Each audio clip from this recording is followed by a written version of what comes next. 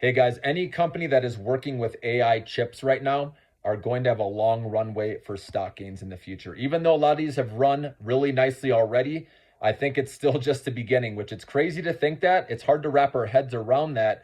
But again, we are nowhere near where it was during the dot-com boom.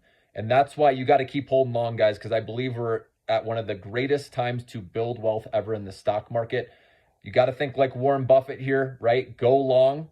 And in 20 years, I'll book a hotel or a five-star resort somewhere, and we'll all meet up in 20 years from now. Okay, so we'll say March of 2044, we'll all get together at a convention, and we'll see how well we did holding on to our AI stocks. Okay, remember, again, I'm going to keep reiterating this so people understand this AI boom is huge because AI productivity increases, obviously reduce costs, right? You don't need as much labor or paying workers, right? Or employees.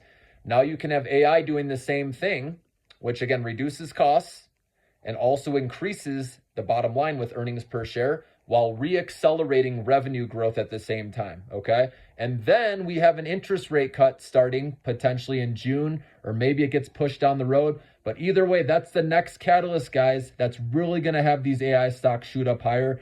When borrowing costs go down, it ignites a huge rally, especially with the small cap AI stocks like you've heard me talk about.